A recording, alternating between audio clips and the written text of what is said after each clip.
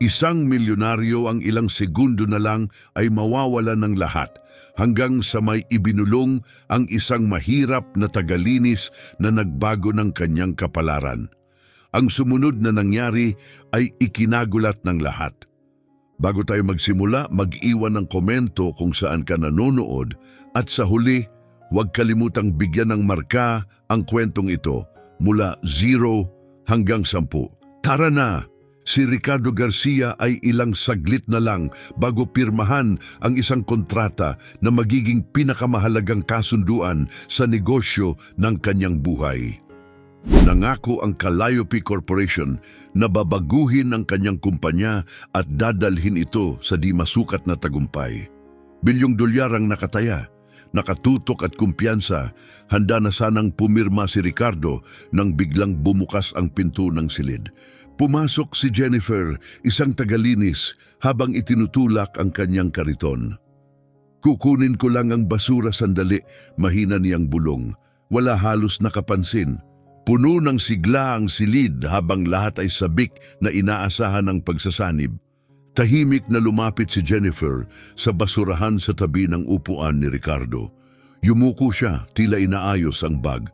Pagkatapos, bahagyang lumapit sa kanya at ibinulong ng sapat lang para siya ay makarinig. Huwag kang pumirma, bitag ito.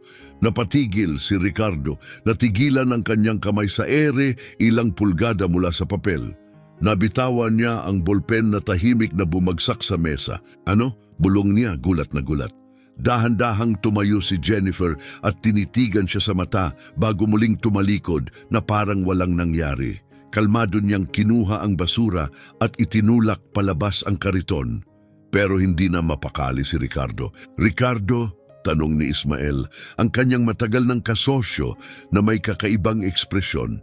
Okay lang ba ang lahat?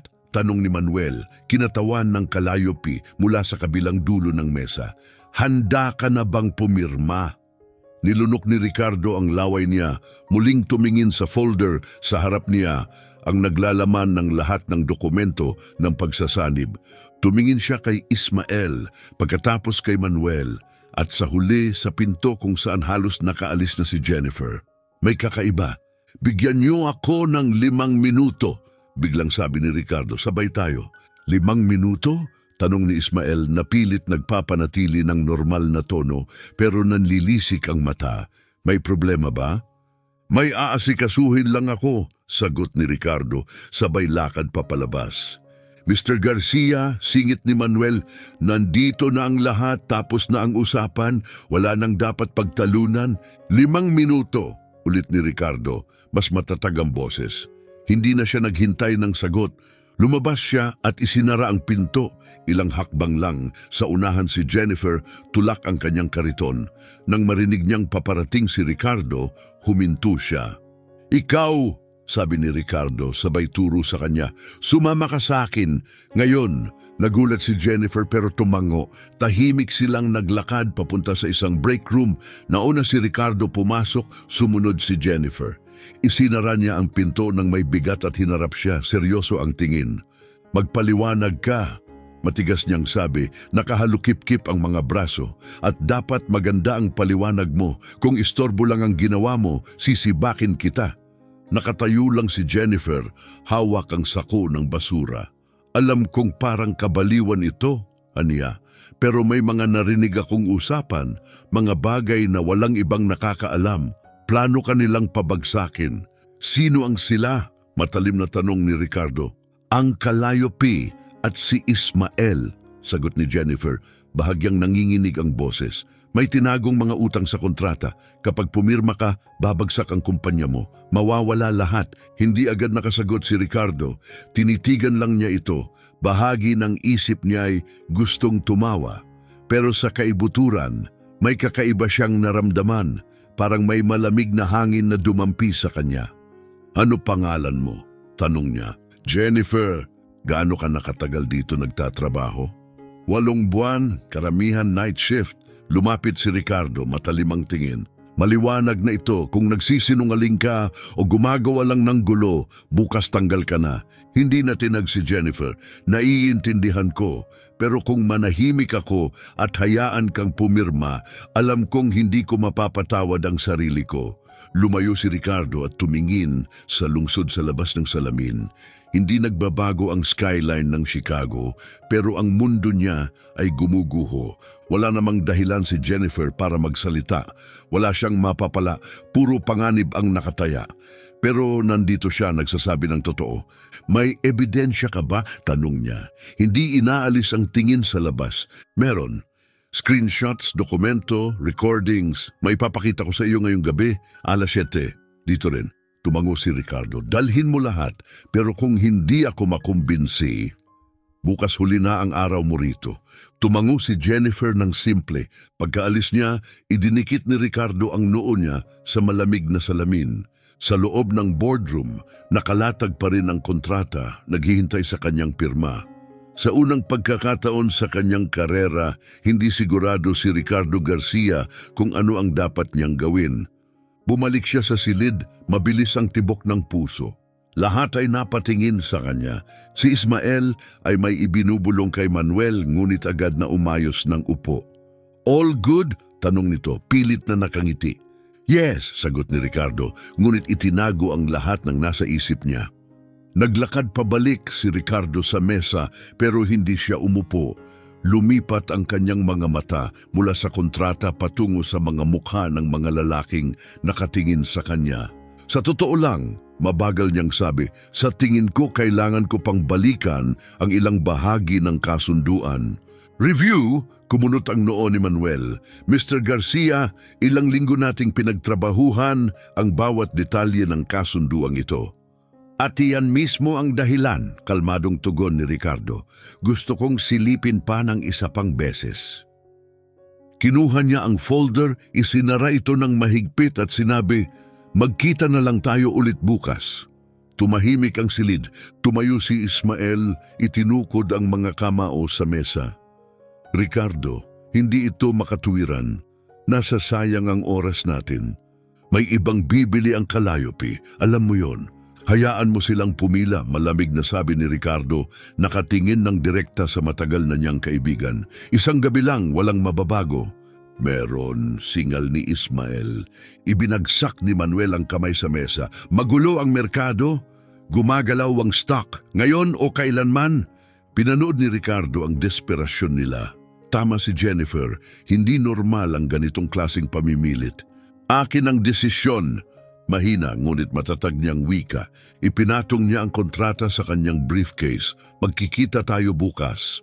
Hindi na niya sila binigyan ng pagkakataong magsalita. Lumabas siya ng silid habang ang mga lalaki nanlilisik sa galit. Eksaktong alas 7 ng gabi, pumasok si Ricardo sa break room. Nandoon na si Jennifer, nakaupo na may maliit na backpack sa kandungan. Agad siyang tumayo. Salamat sa pagpunta, sabi niya, mas matatag ang tinig kaysa kaninang umaga.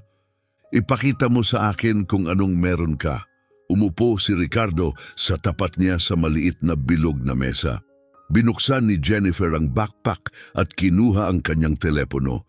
Bahagyang nanginginig ang kanyang mga kamay habang nag-scroll sa mga larawan. Nagsimula ito 3 linggo na ang nakalipas, sabi niya. Nililinis ko ang opisina ni Ismael nang may narinig akong mga boses sa kabilang kuwarto.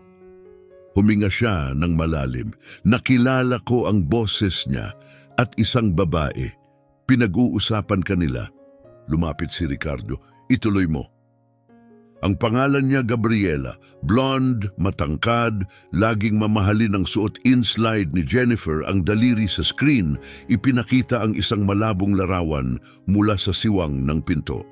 Ito siya. Nanlamig si Ricardo, Gabriela Lopez ang dating kasintahan niya. Ang babaeng iniwan siya 2 taon na ang nakalilipas, sinabing magkaiba sila ng mundo. Bakit siya kasangkot dito? Magkasama na sila ni Ismael ngayon, patuloy ni Jennifer, at may plano silang laban sa iyo. Nag-swipe siya sa susunod na file. Pakinggan mo ito. Pinindot niya ang play. Hindi malinaw ang tunog pero sapat para marinig ang mga boses. Pagkapirma niya, hawak na natin ang lahat ng assets. Sigurado ka bang walang hinala si Ricardo? Si Ricardo, masyado yang inosente para makita ang pagtataksil. Noon at ngayon pareho lang. Paano kung malaman niya? Hindi niya malalaman. Magtiwala ka, Gabriela. Sa loob ng 48 oras, atin na ang kumpanya niya.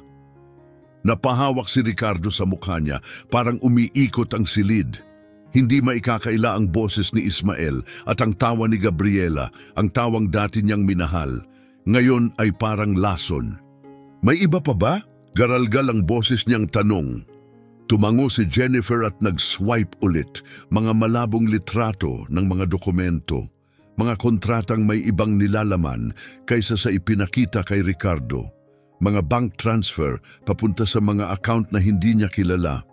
Binago nila ang orihinal na kontrata, sabi ni Jennifer. Itinuro ang isang imahe. Tingnan mo ito, sa bersyon mo nakasulat na 60% pa rin ang kontrol mo. Sa totoong kontrata, yung ipapalit nila pag pumirma ka, 20% na lang ang sayo.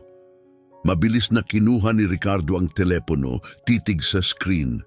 Ito'y falsification, krimen ito. At may iba pa. Dagdag ni Jennifer, itinuro ang isa pang litrato. Itong 15 milyong dolyar na ilipat mula sa account ng Calliope papunta sa personal account ni Ismael noong nakaraang linggo. Tumayo si Ricardo at lumapit sa bintana. Kumikislap ang Chicago sa dilim pero para sa kanya, tila madilim ang lahat. Bakit? Bulong niya sa sarili. Pinakamalapit kong kaibigan si Ismael sa loob ng 15 taon. Magkasama kaming nag-aral sa kolehiyo. Magkasama naming itinayo ang lahat. May mga taong nagbabago kapag may pera, marahang sabi ni Jennifer, inilapag ang telepono. O baka simula pa lang ganon na sila at ayaw mo lang makita. Humarap si Ricardo, pilit inuunawa ang lahat. Bakit mo sinasabi sa akin ito? Pwede kang mawalan ng trabaho. Nag-atubili si Jennifer. Dahil ito ang tama, hindi ko kayang manood lang habang may naloloko. Pinagmasdan siya ni Ricardo. Ramdam niyang may mas malalim pang dahilan sa likod ng mga salita niya. Pero halatang hindi pa handa si Jennifer magsabi. Ito mga litrato, mga recording. Paano ko malalaman na totoo ang lahat ng ito? Tanong niya. Naiintindihan kong hindi ka agad nagtitiwala. Sagot ni Jennifer. Isinusuksok ang telepono sa bag. Pero pag pumirma ka bukas, mawawala lahat sa'yo. Plano na nila ang bawat hakbang. Tahimik lang si Ricardo na para bang walang katapusan ng oras. Isang bahagi ng sarili niya ang desperadong gustong isantabi ang lahat. Hindi lang kasamahan si Ismael, para na itong kapatid sa kanya. Pero nandoon ang ebidensya. Kailangan ko ng mas matibay na patunay. Sa wakas ay sabi ni Ricardo, mababa pero matatag ang tinig. Kailangan kong makasiguro. Makakakuha pa ako, marahang sagot ni Jennifer, pero magiging delikado ito. Mag-ingat ka, sabi ni Ricardo nakatitig sa kanya. Kung totoo ang sinasabi mo, kung talagang nagtataksil si Ismael sa akin, hindi niya maituloy ang salita. Malalaman natin ang katotohanan, matatag na sabi ni Jennifer. Pagkaalis niya, naiwan mag-isa si Ricardo sa silid, nakatingin sa lungsod sa labas ng bintana. Sa unang pagkakataon, sa loob ng 15 taon ng pagkakaibigan, nagduda siya kay Ismael at mabilis na kumakalat ang pagdududang iyon.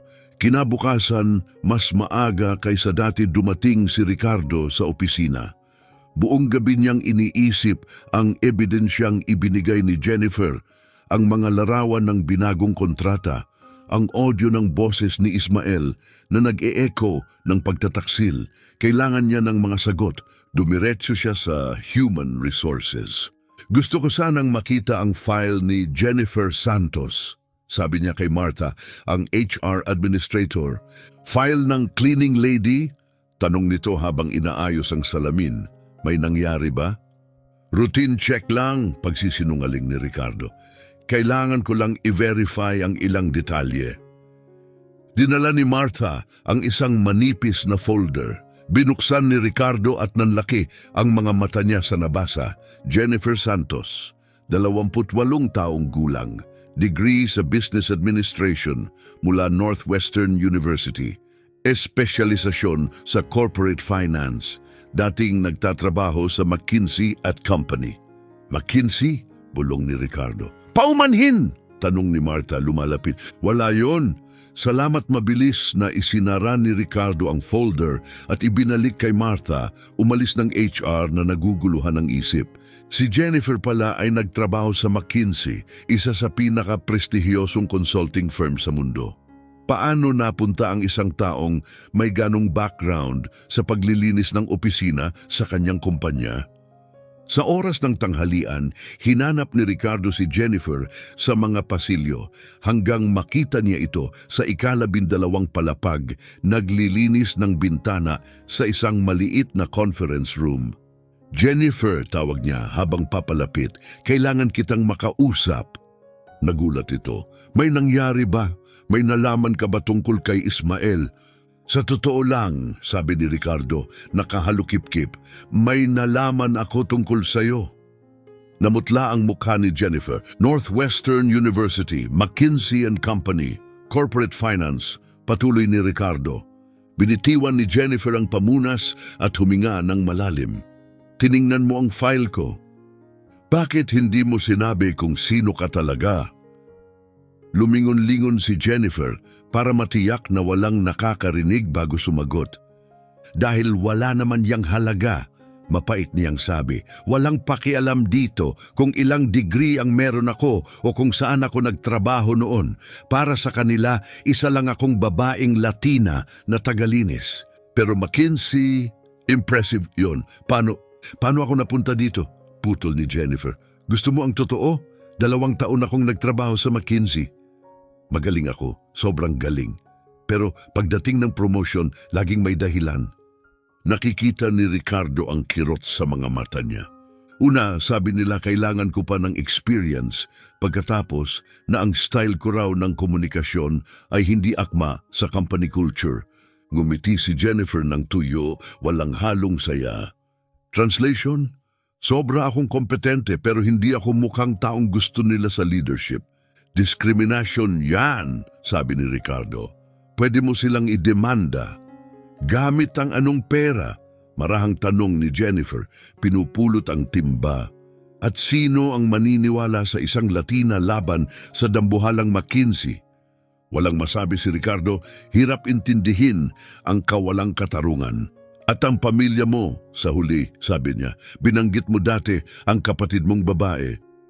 Maria, mahinang tugon ni Jennifer, 22, ipinanganak na may malubhang sakit sa puso. Kailangan namin ng $200,000 para sa operasyon. Huminto siya. Nang tanungin ako ng McKinsey na mag-resign, kailangan kong tanggapin ang kahit anong trabaho. Kaya ka nandito, sabi ni Ricardo. Kaya ako nandito, tango ni Jennifer. Ang health plan ng trabahong ito ay sumasagot sa bahagi ng gamutan ni Maria. Kahit mababa ang sahod, nakakatulong sa gamot niya. Hindi ko kayang mawalan ng trabaho. Nakaramdam si Ricardo ng bigat sa dibdib. Narito sa harap niya ang isang matalinong babae na nakapagtapos sa isa sa pinakamagagaling na universidad, may karanasan sa isang world-class firm na nagtatrabaho bilang tagalinis dahil sa diskriminasyon at obligasyon sa pamilya. Jennifer, wala akong ideya. Ngayon, alam mo na. Bumaling siya muli sa bintana, kaya ko agad nahuli ang mga peking dokumento.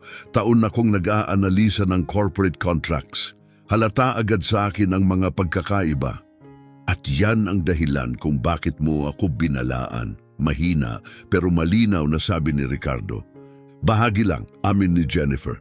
Nag-atubili siya bago nagdagdag, pero dahil din iba ka sa ibang executives dito, pinagmasdan kita sa loob ng ilang buwan. Iginagalang mo ang lahat, anuman ang trabaho nila. At nang makita kong plano nilang sirain ka sa parehong paraan na sinira nila ang karera ko, Hindi ka na pwedeng manahimik. Si Ricardo ang tumapos ng kanyang pangungusap. Eksakto. Matagal na tinitigan ni Ricardo si Jennifer. Hindi lang basta tagalinis si Jennifer Santos na nakarinig ng kahina-hinalang usapan. Isa siyang bihasang profesional na nakakita ng matinding pandaraya at nagdesisyong magsalita kahit ang kapalit ay lahat ng meron siya. Jennifer, kapag natapos na ang lahat ng ito, Ricardo? Umeeko sa pasilyo ang boses ni Ismael. Sabay silang lumingon at nakita itong papalapit, bahagyang kumunot ang noo habang tinitingnan silang dalawa. Anong ginagawa ninyo rito? Tanong nito, halatang naguguluhan. Tinitingnan ko lang ang paglilinis, kaswal na sagot ni Ricardo. Alam mo namang partikular ako sa mga bagay na yan. Tumingin si Ismael kay Jennifer na muling nagpunas ng bintana. Iniiwas ang tingin at kunwari walang pakialam. Mula kailan ka pa naging interesado sa cleaning staff? May halong hinalang tanong ni Ismael. Mula nang nagpasya akong mas bigyang pansin ang maliliit na bagay, sagot ni Ricardo na may pilit ng ngiti. At saka, nareschedule mo ba ang meeting kay Calliope ngayong hapon? 3:00, sagot ni Ismael, hindi inaalis ang tingin kay Jennifer. Sana wala nang abala. Wala, tugon ni Ricardo. Nagsimula siyang lumakad patungo sa elevator. Mag-lunch tayo, may ilang revision sa kontrata na gusto kong talakayin. Sumunod si Ismael, pero hindi bago siya muling tumingin ng matagal kay Jennifer. Pagdating sa elevator, pinindot ni Ismael ang button at tumingin kay Ricardo na may mapanuring tingin. May kakaiba sa'yo simula kahapon, Ania. Mayroon ka bang hindi sinasabi? Maingat na pinili ni Ricardo ang mga salita. Normal lang nakabahan bago sa malaking desisyon, alam mo yan. Ricardo, 15 taon na tayong magkaibigan, magkasama nating itinayo ang kumpanyang ito. Kung may bumabagabag sa'yo, pwede kang maging tapat sa akin. Ipinatong ni Ismael ang kamay sa balikat ni Ricardo. Matatag ang boses nito, ang ekspresyon, mahirap basahin. Tinitigan ni Ricardo ang mga mata ng kaibigan, pilit hinahanap ang bitak sa maskara. Pero kalmado si Ismael, concerned. Halos masyadong kapani-paniwala. Ayos lang ako, Carlos, mahina niyang sagot. Gusto ko lang matiyak na tama ang ginagawa natin. Tama, kumpiyansang sagot ni Ismael. Gagawin tayong market leaders ng merger na ito. Magtiwala ka. Ding! Bumukas ang pinto ng elevator at pumasok sila. Habang bumababa, hindi mawala kay Ricardo ang boses ni Jennifer sa isip niya. Minsan, binabago ng pera ang tao at sa unang pagkakataon sa loob ng mahigit 1 dekada na itanong niya sa sarili, kilala ba talaga niya si Ismael? Makalipas ang hapon, mga 5:00, tinatapos na ni Jennifer ang trabaho sa 15 palapag. Karamihan sa mga executives ay nakauwi na at halos tahimik ang mga pasilyo. Naglalinis siya ng executive restroom nang marinig ang mga yapak. Napatigil siya, nagtataka, sino pa kaya ang nasa gusali? Mula sa bahagyang nakabukas na pinto, narinig niya ang mga boses. Isa roon ay walang iba kundi si Ismael. Kasunod doon ay boses ng isang babae, malamig, matulis, si Gabriela. Sigurado ka bang siya iyon? Tanong ni Gabriela may halong inis. Sigurado, sagot ni Ismael. Nag-background check ako matapos kong makita si Ricardo. Nakausap siya kahapon. Jennifer Santos, 28, dating McKinsey consultant. Masyadong matalino para sa sarili niya. Kumakabog ang dibdib ni Jennifer. Niyakap niya ang malamig na dingding ng tiles. Nanginginig ang mga kamay. Pinag-uusapan nila siya. Sa tingin mo ba narinig niya ang usapan natin noong 1 linggo? May bahid ng kaba ang tinig ni Gabriela. Sigurado ako, sagot ni Ismael. Tiningnan ko ang security footage. Naglilinis siya sa opisina ko habang tinatapos natin ang lahat. Sandaling tumigil si Ismael.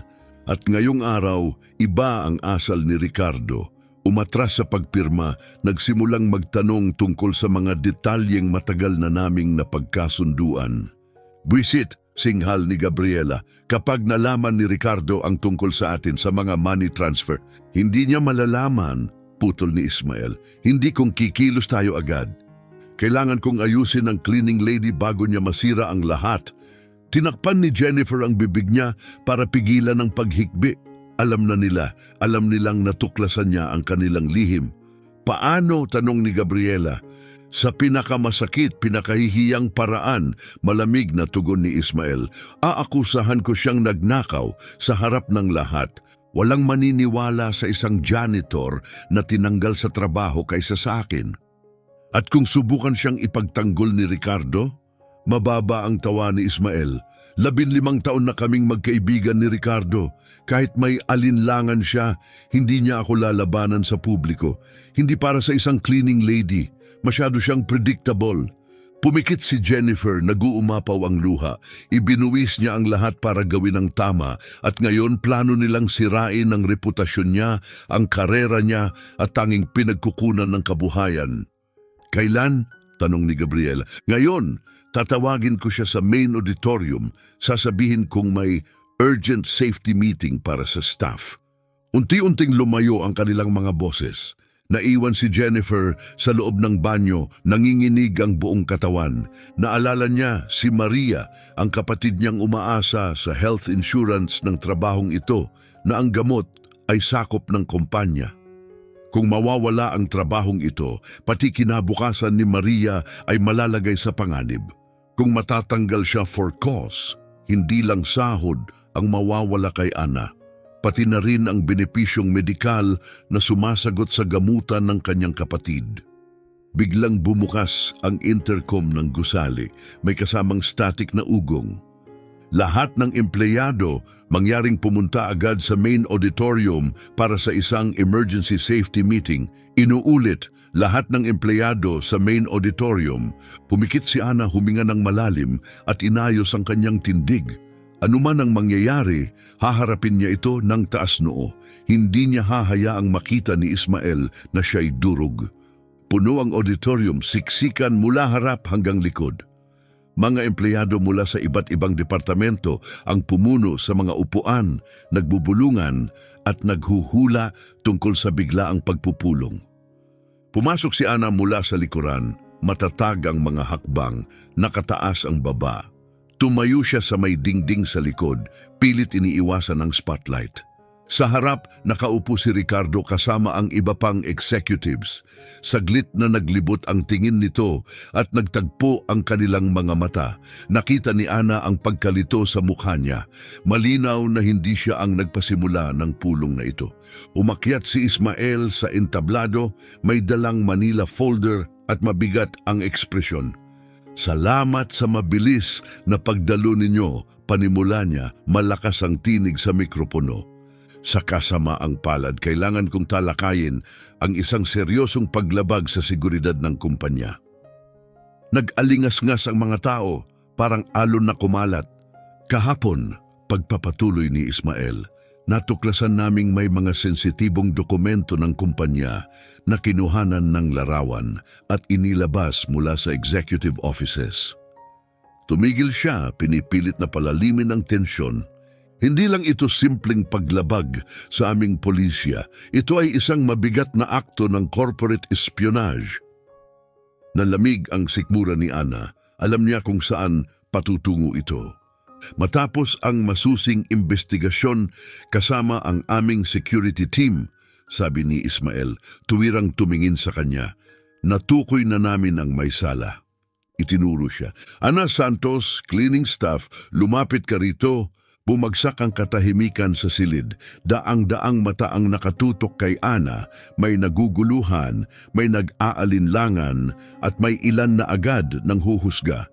Nanginginig ang kanyang mga binti, pero lumakad siya pasulong ng may katahimikan at lakas ng loob. Hindi niya hahayaang mangibabaw ang takot o kahihiyan. Mrs. Santos, malamig na sabi ni Ismael, may mga larawan ng kumpidensyal na dokumento na natagpuan sa iyong mobile device. Paano mo ipaliliwanag iyon? Tumingin si Ana kay Ricardo, umaasang makakakita ng kahit kaunting pangunawa. Maputla ang mukha niya, hindi mabasa. mukhang nabigla. Ako, panimula ni Ana pero pinutol siya ni Ismael. Dagdag pa rito may CCTV footage kang nakitang pumapasok sa mga restricted area sa oras na wala ka dapat doon. Binuksan niya ang folder at ipinakita ang mga nakaprint na litrato. Kinuna nito noong nakaraang linggo. Ipinasa niya ang ebidensya sa mga nasa unahan. Nakita ni Ana ang pagtingin ni Ricardo sa mga larawan at ang mukha nito'y tila puno ng pagkadismaya o pagdududa. Mr. Santos, matigas ang boses ni Ismael, ang ginawa mo ay maituturing na pagnanakaw ng intellectual property, isang federal offense. Lumapit siya. Gayunpaman, dahil malinis ang record mo hanggang ngayon, ino-offer naming ang agarang pagtanggal sa iyo for cause sa halip na magsampa ng kaso. Nahanap ni Ana ang kanyang tinig. Hindi ito patas, sinusubukan ko lang protektahan. Protektahan ano? Singhal ni Ismael. Ang sarili mo? Plano mo bang ibenta ang impormasyong ito? Hindi, pinoprotektahan ko si Mr. Garcia mula sa... Enough! Ibinagsak ni Ismael ang kamao sa podium at natahimik ang buong silid. Hindi ko hahayaang dungisan ng isang sinungaling ang reputasyon ng kumpanyang ito at ng pamunuan nito. Muling humarap si Ana kay Ricardo, nanginginig ang boses niya.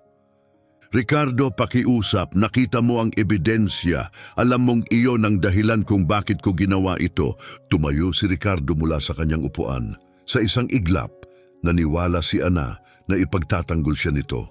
Pero tumalikod siya mahigpit ang panga. Pasensya na, Ana, mahina ngunit malinaw niyang sabi. Pero malinaw ang ebidensya. Parang nabasag ang puso ni Ana. Ang taong pinili niyang ipagtanggol, ang taong sinubukan niyang iligtas, ngayon ay tinalikuran siya. Ricardo, muling tawag ni Ana, nanginginig ang boses. Kilala mo ako. Alam mong hindi ko ito gagawin. Sapat na, Mrs. Santos. Sabat ni Ismael, bumaba mula sa entablado na may malupit na ngiti. Tapos na ang palabas. Kumaway siya sa dalawang gwardiya. Ilabas siya sa gusali. Wala na siyang karapatang pumasok sa property ng kumpanya. Lumapit ang mga gwardiya. Ricardo! Huling sigaw ni Ana. Kapag lumabas ang katotohanan, tandaan mo, sinubukan kong gawin ang tama. Pumikit si Ricardo para bang tinamaan siya ng bigat ng mga salita nito. Hinawakan ng mga gwardya ang kanyang mga braso pero mahinahon siyang kumawala. Ako na ang lalakad, mariin niyang wika. Matatag ang boses niya kahit tuloy-tuloy ang luha sa kanyang pisngi. Bago siya lumabas ng silid, humarap siya sa lahat. Kapag lumabas ang katotohanan, malakas at malinaw ang tinig niya. Tandaan ninyo na lahat kayo'y nakakita nito at walang kumibo. Lumakad siya palabas sa ilalim ng bigat ng katahimikan ng daan-daang kasamahan. May ilan na nakatingin na may simpatya. Ang iba'y hindi mapakali at ang iilan halatang nakahinga ng maluwag na naresolba na ang problema. Sa labas, nakatayo sa malamig na hangin ng gabi, iniabot kay Ana ang isang maliit na kahon ng kanyang personal na gamit. Pasensya na, Miss Santos, mahina ang sabi ng isa sa mga gwardiya. Halatang nahihiya. Orders are orders. Tahimik na tumango si Ana, kinuha ang kahon ng kanyang mga gamit at nagsimulang maglakad patungo sa pinakamalapit na istasyon ng subway. Mabigat ang bawat hakbang, hindi lang dahil sa kahihiyan, kundi dahil sa masakit na kaalamang si Ricardo ay patuloy pa ring naglalakad papasok sa isang bitag. At ngayon, wala na siyang paraan para balaan siya. Sa auditorium, nanatiling nakaupo si Ricardo kahit nakalabas na ang ibang empleyado. Lumapit si Ismael at marahang ipinatong ang kamay sa balikat niya. Alam kong mahirap ito, sabi niya, may tinig na puno ng huwad na simpatiya. Mukhang maayos siyang empleyado, pero minsan binibigo tayo ng mga tao. Tumingala si Ricardo sa matagal na kaibigan, sinusuri ang mukha nito, naghahanap ng kahit maliit na bitak, anumang senyales na nagsisinungaling siya. Pero kalmado ang ekspresyon ni Ismael, kontrolado at tapat ang dating. Malinaw ang ebidensya, bulong ni Ricardo para na ring sa sarili niya. Oo, Sang-ayon ni Ismael na may tango. Pero ngayon, makakapokus na tayo sa totoong mahalaga, Calliope. Dadalhin ng merger na ito ang kumpanya natin sa bagong taas. Hindi tayo dapat maabala ng mga empleyadong hindi tapat. Mabagal na tumango si Ricardo, ngunit sa loob niya, unti-unting bumubuo ang isang tahimik na bagyo ng pagdududa. Hindi niya malimutan ang tingin sa mata ni Ana, ang hilaw, desperadong katapatan ng tawagin siya nito. Pwede ba nating i-reschedule ang signing bukas ng umaga? Tanong ni Ismael. Unang-una, wala nang delay. Oh, sagot ni Ricardo, tumayo habang sinusubukang unawain ang lahat. Unang-una! Pero habang palabas siya ng auditorium, bumigat ang kanyang dibdib. Hindi niya maalis sa isip na baka katatapos lang niyang gawin ang pinakamalaking pagkakamali ng kanyang buhay. Sa kabilang panig ng lungsod, naglakad si Ana Santos sa mga kalsada ng Chicago, may bitbit na karton at pusong tila na durog. Pero kahit sa kalungkutan, hindi siya handang sumuko. Hindi siya iniligtas ni Ricardo, pero hindi pa rin siya nawala ng pag-asa na mailigtas siya nito. Gabing iyon, hindi nakatulog si Ricardo. Nakahiga lang siya, nakatitig sa kisame, hinahanting ng alaala ng pag-escort kay Ana palabas. Umeeko sa isip niya ang tinig nito, nagmamakaawa, nanginginig, puno ng katotohanan. At wala siyang ginawa. 3:00 ng madaling araw, hindi na niya kinaya. Mabilis siyang nagbihis, kinuha ang kanyang susi at nagtungo sa opisina. Madilim at tahimik ang gusali, may ilang night guards lang na nagro-ronda. Ipinakita niya ang kanyang badge at sumakay sa pribadong elevator papunta sa top floor. May hindi tugma. Ang kaalaman ni Ana sa corporate contracts, ang paraan ng pagtukoy niya sa red flags, hindi iyon gawain ng taong magnanakaw ng lihim. Bakit nga ba ipapahamak ng isang tulad niya ang lahat para lang balaan siya? Umupo si Ricardo sa kanyang mesa at binuksan ang computer. Sinuri niya muli ang merger files ng Calliope Corporation. Bawat dokumento, bawat linya. Sa una, normal ang lahat. Pero sa pahina 47 ng pangunahing kontrata, may napansin siya, isang sanggunian sa Addendum C. Hindi pa niya ito nakita kailanman.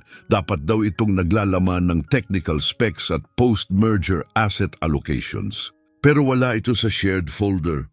Nagtaka siya at nag-login sa main server ng kumpanya gamit ang pinakamataas niyang access. Sa loob ng isang restricted encrypted directory na hindi niya alam na umiiral, natagpuan niya ito, Addendum C, Post-Merger Asset Distribution. Binuksan niya ang file at ang nabasa niya ay nagpigil sa kanyang dugo. Ayon sa dokumento, 80% ng assets ng Garcia Technologies ay ililipat sa kumpanyang tinatawag na Calliope International Holdings. Isang pangalang hindi niya pa naririnig. Nagpatuloy siya sa pagbabasa. Ang Calliope International Holdings ay nakarehistro sa Cayman Islands. 2 ang nakalistang shareholders, Ismael Ramirez at Gabriela Lopez. Hindi, bulong ni Ricardo, muling binasa ang dokumento. Pero malinaw ang pagkakasulat, hindi ito partnership. Isa itong takeover, isang bitag. Agad niyang ipinrint yung file. Pagkatapos, mas malalim pa siyang naghukay. Gamit ang kanyang executive access, hinanap niya ang mga financial records na nakalink sa merger at nakumpirma niya ang lahat. Sa huling 2 buwan, umabot sa $23 milyong ang nailipat sa mga account na sinasabing para sa Calliope Corporation. Pero hindi tugma ang account numbers. Manumano niya itong sinubaybayan. Lahat ng $23 milyong ay napunta sa isang personal account sa ilalim ng alias na El Ramirez. Ismael Ramirez. Mahigpit na kumapit si Ricardo sa gilid ng mesa para bang bumabagsak ang lahat sa kanya. 15 taon, bulong niya. 15 taon ng pagkakaibigan. At hindi doon natapos, nakita niya ang mga internal emails, mga komunikasyon ni na Ismael at ng mga executive ng Calliope, mga email na hindi niya kailanman nakita. Sa isa na may petsang 3 linggo na ang nakalipas, isinulat ni Ismael, si Ricardo ay lubos na inosente. 15 taon ng pagkakaibigan ang nagbulag sa kanya. Bago pa niya maintindihan ang nangyayari, hawak na natin ang mga assets at matagal na tayong nakalayo. Sa isa pa mula kay Gabriela, malapit na tayo, panatilihin mo lang siyang abala hanggang sa pirmahan. Pagkatapos, siya na ang magiging proud owner ng isang pangalan na walang halaga. Napaupo si Ricardo, nangingibabaw ang bigat. Hindi lang pera ang pagtataksil na ito. Personal din, si Gabriela, ang babaeng minahal niya, si Ismael, ang taong tinuring niyang kapatid. Matagal na pala nila itong pinagplanuhan at halos naipasa na niya sa kanila ang lahat. Talagang sobrang predictable niya. Nakatitig si Ricardo sa screen. Nanginig ang kamay niyang humahawak sa mouse. Hindi lang ito pagtataksil, isa itong planadong pagkawasak, pinag-isipan, kalkulado, walang awa. Si Ismael ang lalaking naging matalik niyang kaibigan sa loob ng mahigit 1 dekada na tumabi sa kanyang kasal, na umiyak kasama niya sa libing ng kanyang ina, na tumulong sa kanya na itayo ang kumpanya mula sa wala. Ngayon ay nagbabalak na wasakin ang lahat. At mas masahol pa, matagal na pala itong ginagawa, siguro buwan o baka taon. Patuloy na naghukay si Ricardo, isa-isang binubunyag ang bawat layer ng plano. Pagkatapos mapirmahan ang kontrata, magtatawag si Ismael ng emergency restructuring, magpapanggap na may gawa-gawang problema sa pananalapi. Pipilitin si Ricardo na magbitiw bilang CEO para sa ikabubuti ng kumpanya at si Ismael ang papalit. Sa likod ng eksena, tahimik na ililipat ang tunay na assets ng Garcia Technologies sa isang shell company, ang Calliope International Holdings. Matitira kay Ricardo ang mga utang, walang kumpanya, walang kontrol, at walang paraan upang makabangon. Napaka-perpektong planado. Naramdaman ni Ricardo ang pag-ikot ng sikmura niya. Kinilabutan siya sa mga nabasa. Ngunit hindi rin niya maikakaila ang malupit na katalinuhan ng lahat. Pinagplanuhan ni Ismael ang bawat galaw na parang chess master. Pagkatapos ay may natuklasan si Ricardo, mga naka-archive na recording mula sa internal security system ng kumpanya. Pinatugtog niya ang isa. May petsa itong 2 linggo ang nakalipas. Una ang boses ni Ismael. Sigurado ka bang walang hinala si Ricardo? Kasunod ang boses ni Gabriela, matalim at mayabang. Ismael, 2 taon ko siyang nakarelasyon. Alam ko eksakto kung paano siya mag-isip. Madali siyang magtiwala. Iyon ang pinakamalakas at pinakamahinang punto niya. Pero paano kung makahalata siya bago ang signing? Pagbaliktarin natin, mayroon tayong mga pekeng dokumento. Kung kinakailangan, manunumpa ako sa korte na siya ang nagtangkang mandaya. Salita ko laban sa kanya. Galit ka ba talaga sa kanya ng ganyan? Hindi ito galit. Ambisyon ito. Mabuting tao si Ricardo pero hindi siya kailanman naging sapat. Hindi siya nangangarap ng malaki. Sa iyo, makukuha ko ang lahat ng matagal ko ng gusto. Pinatigil ni Ricardo ang recording. Hindi na niya kayang makinig pa. Hindi siya iniwan ni Gabriela dahil sa pagkakaiba. Naghintay lang siya ng taong mas malupit, mas handang tumawid sa linya, at nahanap niya iyon kay Ismael. Pagsapit ng 6:00 ng umaga, sapat na ang hawak na ebidensya ni Ricardo para ipakulong silang dalawa. Pero habang nakatitig siya sa screen, may isa pang mapait na katotohanang lumubog sa isip niya. Si Ana Santos, ang babaeng hinayaan niyang tanggalin sa harap ng buong kumpanya, ang siyang nagsubok na iligtas siya. Ibinuwis niya ang lahat at siya naman tinalikuran siya. Umieko sa isip niya ang mga salita nito. Kapag nalaman mo ang katotohanan, tandaan mo na nagkaroon ka ng pagkakataong gawin ang tama at pinili mong hindi. Tama siya. Sa simula pa lang. Ngayon alam na ni Ricardo ang kailangan niyang gawin, hindi lang para pigilan sina Ismael at Gabriela, kundi para maitama ang mali. Una, kailangan niyang tiyakin na hindi nila alam na niya ang totoo. Ang signing ay nakaschedule ng 9:00 ng umaga. 3 oras na lang.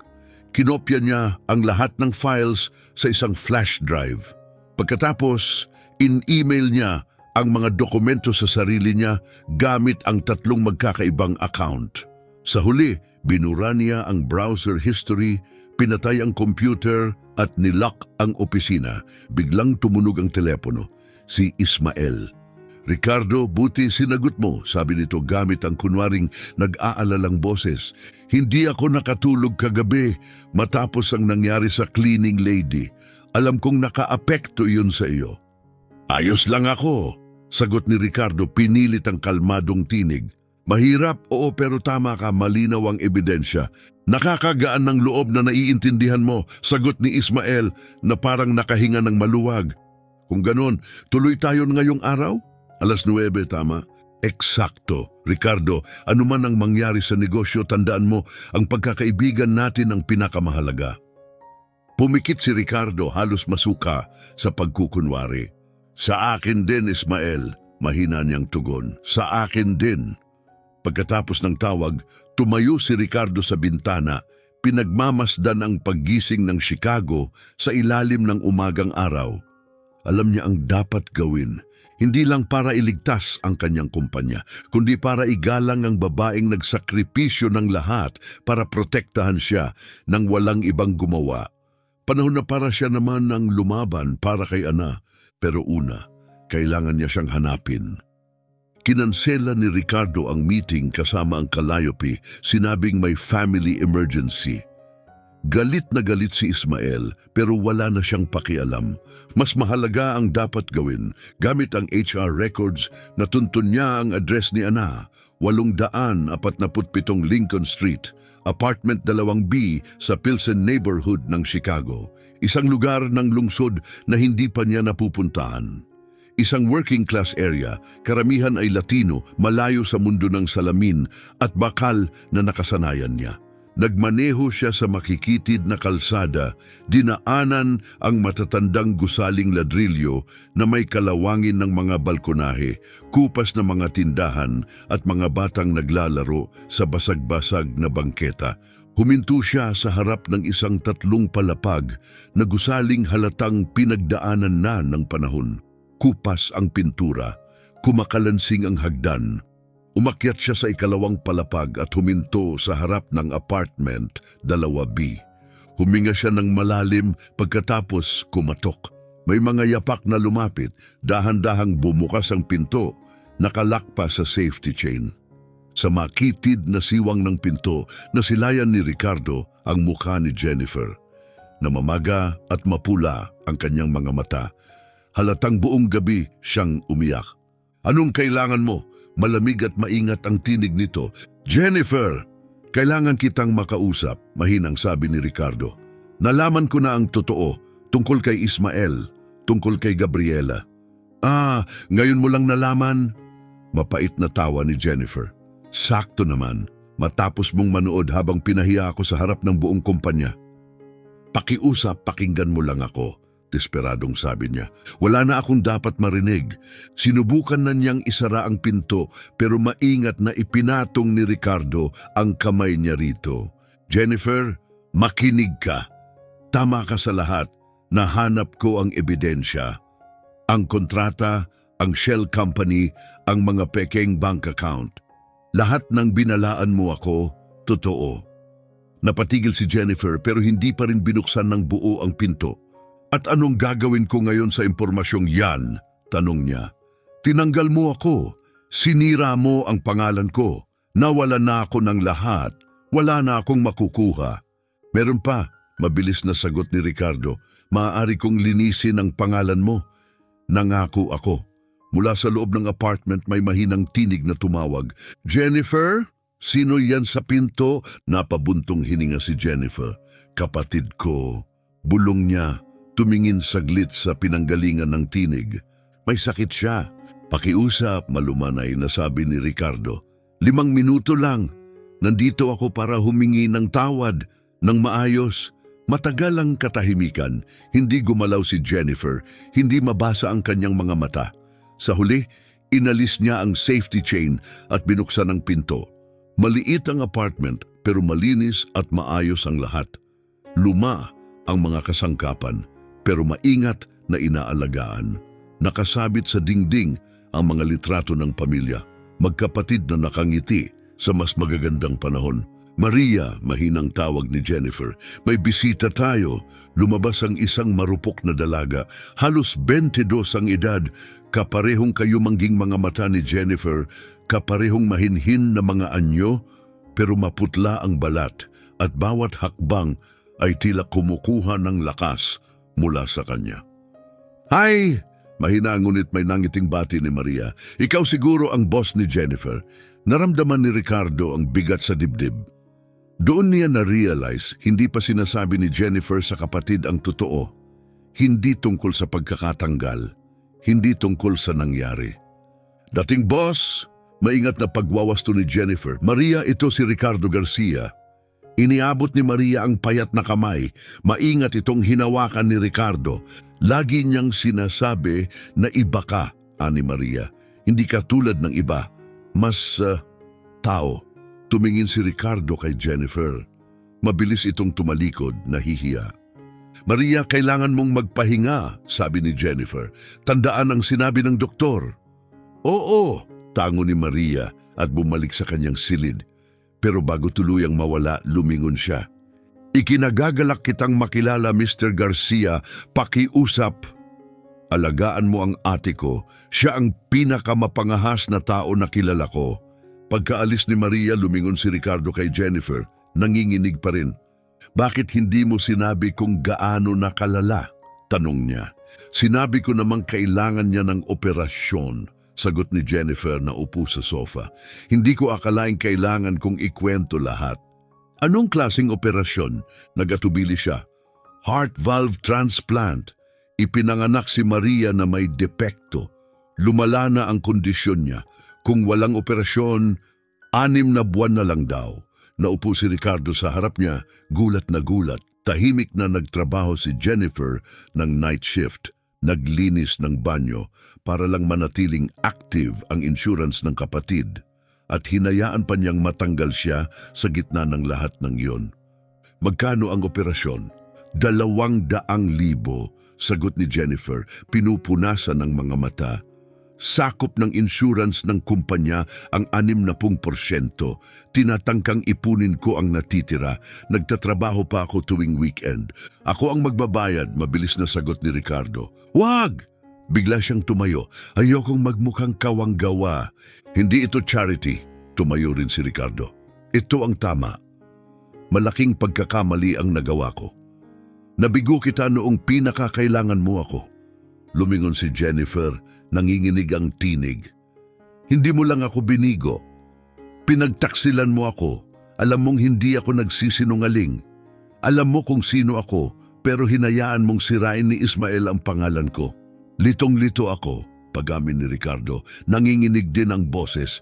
"Nahati ako sa pagitan ng matalik kong kaibigan at ng janitor na siya palang nagsasabi ng totoo.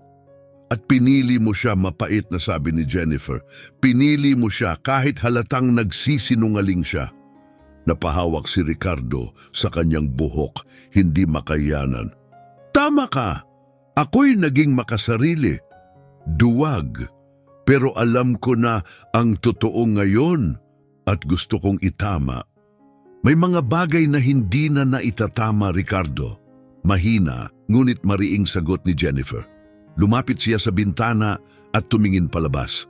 "Nawala sa akin ang trabaho ko, nawala ang reputasyon ko, at higit sa lahat nawala ang health coverage ni Maria. Lahat dahil sinubukan kong gawin ang tama. Hayaan mo akong tumulong, pakiusap." "Bakit?" tanong niya, humarap sa kanya. "Dahil ba guilty ka? Dahil gusto mong mas makatulog ng payapa sa gabi?" "Hindi," tapat na sagot ni Ricardo. "Dahil ikaw ang pinakamapangahas na taong nakilala ko." Lalambot ang kanyang tinig. "Ibinuwis mo ang lahat para iligtas ako at pinabayaan kitang mabigo sa pinakamasamang paraan. Pero hindi na muli." Matagal siyang tinitigan ni Jennifer. 2 linggo na lang ang operasyon ni Maria. Sa wakas ay sabi niya, At dahil wala ng insurance, hinihingan kami ng hospital ng full payment. Wala akong ganong pera. Meron ako, sabi ni Ricardo, at babayaran ko ngayon, walang kondisyon, walang kapalit. Ito ang pinakamaliit na magagawa ko. Tumawa si Jennifer tuyo at walang saya. Ang pinakamaliit mong magagawa, aniya matalimang boses, ay umalis sa bahay ko at sa buhay ko. Lumayo siya at itinuro ang pinto. Hindi na kita pinagkakatiwalaan, Ricardo. Nagkaroon ka ng pagkakataon para patunayan kung sino ka talaga at ginawa mo. Jennifer, pakiusap. Hindi, sapat na ang sinabi mo. Binuksan niya ang pinto. Kailangan ng kapahingahan ni Maria. At ako, kailangan ko nang maghanap ng panibagong trabaho. Napatigil si Ricardo sa bungad ng pinto. Hindi pa tapos ito, mahina niyang sabi. Ibabagsak ko sina Ismael at Gabriela at lilinisin ko ang pangalan mo. Ni hindi siya tiningnan ni Jennifer. Gawin mo ang gusto mo. Basta huwag mo na akong idamay. Lumabas si Ricardo sa pasilyo. Sa likod niya, narinig niya ang pagsara ng pinto at ang tunog ng kandado. Sa loob ng kanyang kotse, nanatiling nakaupo si Ricardo, nakatitig sa apartment kung saan nakatira sina Jennifer at Maria, isang munting tahanan sa isang kapitbahayang gipit. Nadiskubre niya ang pagtataksil ni Ismael, pero may mas mahalaga siyang nawala. Ang tiwala ng nag-iisang taong sumubok na iligtas siya ng walang ibang gumawa. Ngayon, kailangan niyang mabawi iyon anumang paraan dahil unti-unti niyang natatanto ang hindi niya inaasahan. Si Jennifer Santos ay hindi lang susi sa pagbubunyag ng katotohanan. Maaari siyang maging pinakamahalagang tao sa kanyang buhay. Ang sumunod na 3 araw ay naging torture. Hindi matanggal sa isip ni Ricardo si Jennifer, si Maria. Opisyal niyang ipinagpaliba ng merger kunwaring dahil sa legal delays. Habang lalo nang hindi mapakali si Ismael, pilit siyang minamadali pero patuloy na bumibili ng oras si Ricardo. Samantala tahimik niyang hinahanap ang paraan para matulungan sina Jennifer at Maria nang hindi nila nalalaman. Maliwanag na ang sinabi ni Jennifer, anumang kilos na magmumukhang kawanggawa ay tatanggihan. Miyerkules ng umaga may biglang ideya si Ricardo. Tumawag siya sa Northwestern Memorial Hospital at hinanap si Dr. Rodriguez, ang cardiologist ni Maria. Dr. Rodriguez, si Ricardo Garcia ito, maingat niyang panimula. Gusto ko sanang makipag-usap tungkol kay Maria Santos. Pasensya na, sir, propesyonal na tugon ng doktor. Pero hindi ko maaaring ibigay ang impormasyon ng pasyente sa sinumang hindi pamilya. Nauunawaan ko, sabi ni Ricardo. Hindi ako humihingi ng detalye. Gusto kong magbigay ng pribadong donasyon, sapat para matakpan ang operasyon nang hindi nila malalaman na galing sa akin. Nagtagal ang katahimikan. Isang anonymous donation? Oo, $200,000.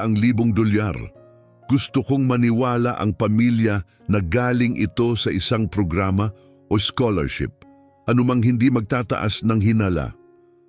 Napakabukas palad ninyo, Mr. Garcia. Pwede bang itanong ang relasyon ninyo sa pasyente?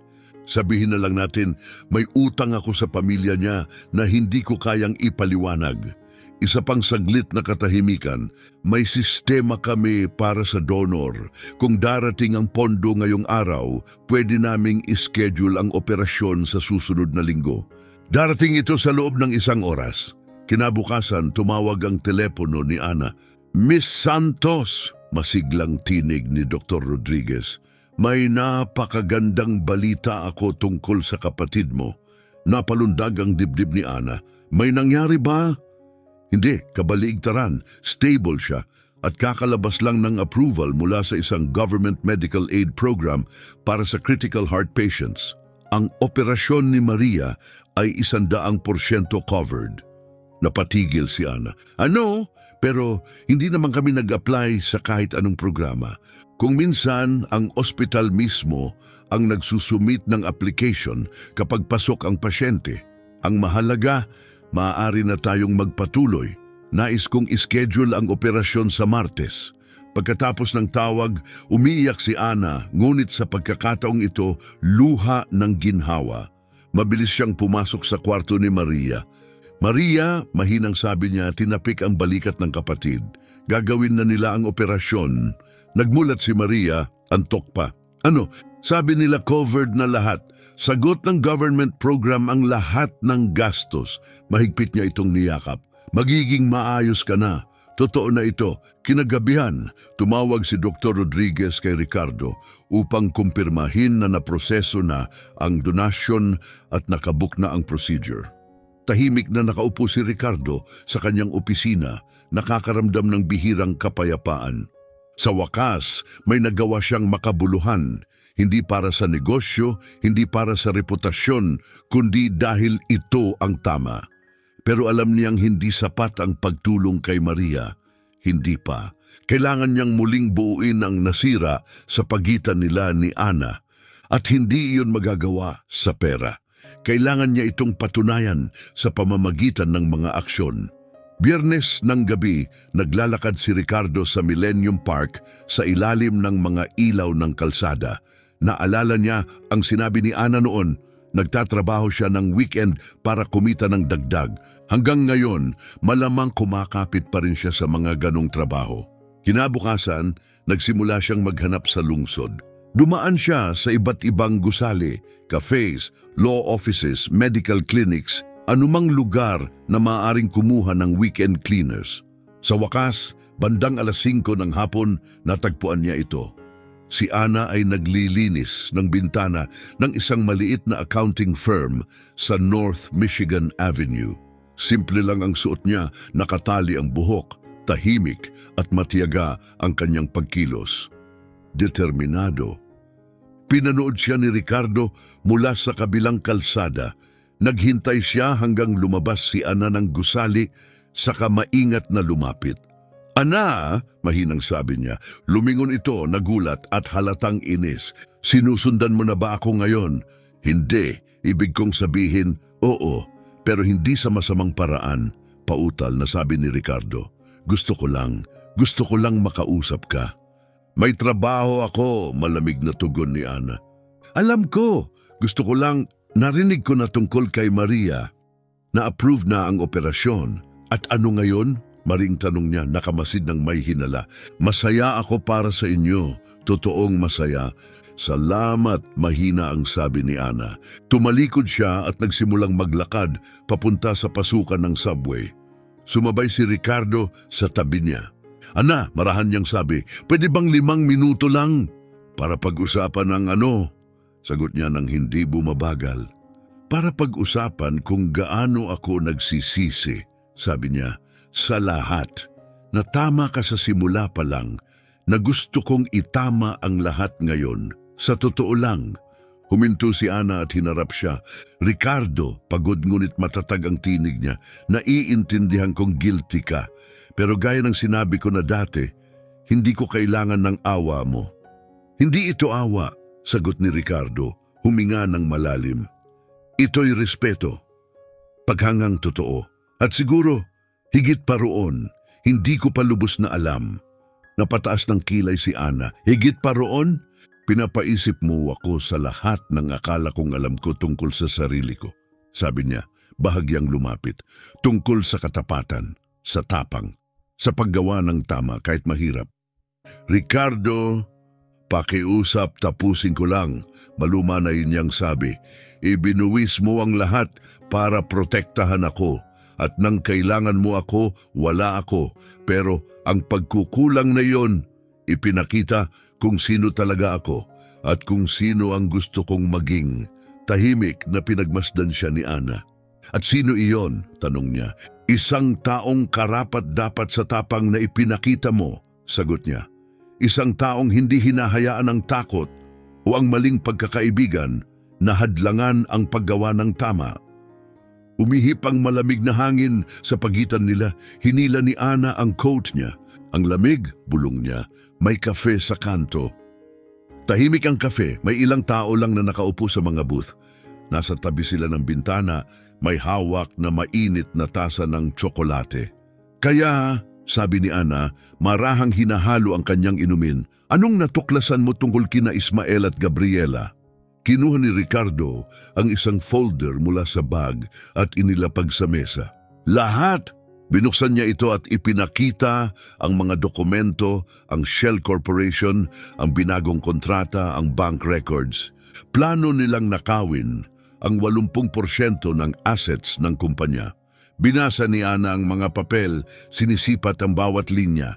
Mas malala pa ito kaysa sa inaakala ko. Mahina niyang bulong. Tumingin siya sa kanya. Anong gagawin mo? Ibubunyag ko sila, sabi ni Ricardo. Sa Lunes, sa board meeting, lumapit siya. Pero kailangan ko ang tulong mo. Ang tulong ko? Hawak mo pa ang original na recordings, ang mga larawan, the time-stamped documents. Kailangan ko ng ebidensya mo para makumpleto ang kaso. Tahimik si Ana sandali, nag-iisip. At pagkatapos mabunyag sila. Nag-atubili si Ricardo, pagkatapos tumingin sa mga mata niya. Pagkatapos, gusto kong bumalik ka sa kumpanya. Namilog ang mga mata ni Ana. Bilang janitor? Hindi, umiling si Ricardo. Bilang Vice President of Operations. Nabulunan si Ana sa iniinom niya. Vice President, may karanasan ka, may edukasyon ka, may integridad ka. Kailangan ng kumpanya ng leader na tulad mo. Nakatitig lang siya, tila hindi makapaniwala. Ricardo, iyon ay baliw. Isa lang akong... Hindi ka lang basta isa, putol ni Ricardo. Ikaw ay matalino, matapang, tapat, at iyon mismo ang kailangan ko sa mesa. Nagtagal ang katahimikan habang nilulubos nila ang bigat ng usapan. Pwede bang pag-isipan ko muna? Tanong ni Ana.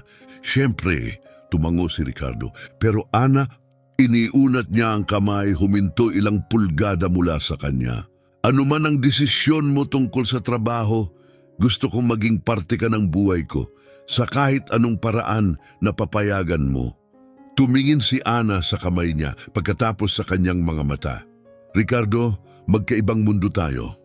Hindi, malumanay niyang sagot. Dati naniwala rin ako roon, pero ngayon nakikita ko, pareho lang tayong tao na sumusubok gawin ang tama, kahit mahirap. Paglabas nila ng kafe, bumagsak na ang gabi. Nagniningning ang Chicago, nagbibigay ng malambot na liwanag sa mga kalsada. Naglakad sila ng mabagal papunta sa subway, pareho ayaw matapos ang gabi. Pagdating sa pasukan, humarap si Ana. Salamat, sabi niya, sa araw na ito, sa pakikinig, sa pagiging iba sa inaasahan ko, at sa pagbibigay ng pangalawang pagkakataon. Hindi ko ito deserve, sagot ni Ricardo. Nakatayo sila sa ilalim ng ilaw ng poste, katahimikang pumapagitna sa kanila. Namula ang pisngi ni Ana sa lamig at kumikislap ang kanyang mga mata sa liwanag. Ana, isang hakbang na lumapit si Ricardo. Oo? Pwede ba kitang halikan? Nag-alinlangan siya saglit, pagkatapos tumango. Lumapit si Ricardo at nagtagpo ang kanilang mga labi, banayad, nag-aalinlangan, ngunit puno ng bago, puno ng totoo. Nang maghiwalay sila, pareho silang nakangiti. Mas pinahirap nito ang lahat, mahinang tawa ni Ana. Ang pinakamagagandang bagay ay laging ganon, sagot ni Ricardo. Lumapit si Ana sa hagdan ng subway. Tatawag ako bukas, sabi niya, para ayusin ang plano at para pag-usapan tayo. Para pag-usapan tayo, ulit ni Ricardo, pinagmamasdan siyang bumaba sa mga hagdan. Nanatili siya roon ng ilang minuto, nakatingala sa mga bituin sa ibabaw ng skyline ng lungsod. Sa unang pagkakataon sa maraming linggo, may tama na ulit. Sa Lunes, kahaharapin niya sina Ismael at Gabriela. Pero ngayon, hindi na siya mag-isa. Kasama na niya si Ana Santos at yun ang nagbago ng lahat. Eksaktong 10:00 ng umaga, walang kakatok-katok na pumasok si Ismael sa opisina ni Ricardo. Ricardo, kailangan nating mag-usap. Malamig ang kanyang tinig, pinakamalamig na narinig ni Ricardo mula sa kanya. Wala nang bakas ng pagiging magkaibigan, puro pananakot na lang. Kalmadong tumingin si Ricardo. Sige, anong nasa isip mo? Isinara ni Ismael ang pinto at lumapit sa mesa. Ang munting after-hours research session mo nung Biyernes ng gabi. Mabilis ang tibok ng puso ni Ricardo. Hindi ko alam ang tinutukoy mo, sagot niya. Pinapanatiling neutral ang tono. Huwag mo akong lokohin, tugon ni Ismael na upo sa tapat niya na parang nagmamayabang. Akala mo ba hindi ko mapapansin kung may kumalikot sa restricted files 2:00 ng umaga? Nag-isip ng mabilis si Ricardo. May karapatan akong i-access ang kahit ano. Kumpanya ko ito. Dahan-dahang tumawa si Ismael, walang saya.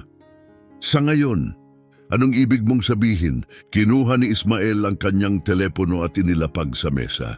Ibig sabihin, alam ko eksakto kung ano ang nakita mo at alam ko kung sino ang tumutulong sa'yo.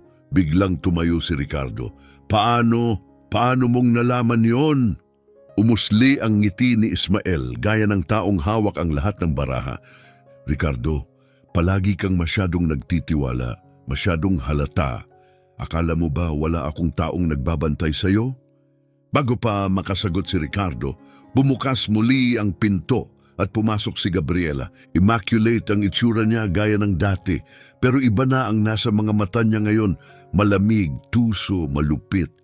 Hello Ricardo, malambing ang bati niya habang dahan-dahang lumapit. Hinalikan niya si Ismael sa pisngi. Namiss kita nitong weekend. Napatitig si Ricardo, hindi makapaniwala. Gabriela, anong ginagawa mo rito? Pumunta ako para panoorin kang sumuko. Sagot niya na upo sa armrest ng upuan ni Ismael at hinahaplos ang buhok nito na parang laro lang. Sumuko? Inunlock ni Ismael ang kanyang telepono at ipinakita ang screen kay Ricardo. Ang gagawin mo, ikakansela mo ang board meeting na walang kwenta, sisirain mo lahat ng ebidensyang nakolekta mo at pipirmahan mo ang kontrata ng Calliope. Ngayon din, naningkit ang mga mata ni Ricardo. Matapos ng lahat ng natuklasan ko tungkol sa inyo, baliw kayo. Hindi, ngisi ni Ismael. Ikaw ang pabaya. Nasa screen ng mga larawan, si Ricardo sa apartment ni Ana, sa cafe kasama siya at ang halik nila sa bangketa. So what? Singal ni Ricardo. Hindi iyon illegal. Oh, hindi ba? Singit ni Gabriela. Ginamit mo ang resources ng kumpanya para hanapin ang isang empleyadong tinanggal na. At pagkatapos inilipat mo ang pondo ng kumpanya para bayaran ang operasyon ng kapatid niya. Nanlamig ang tiyan ni Ricardo. Paano niyo nalaman ang anonymous na $200,000 na donasyon? Tawa ni Ismael. Ricardo, akala mo ba makakalusot ang ganong laki ng transaksyon nang hindi ko napapansin?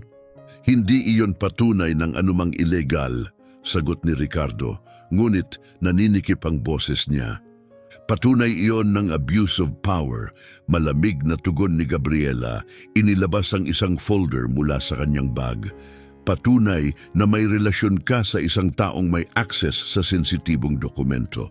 Patunay na gumamit ka ng malaking halaga para impluensyahan ng isang witness.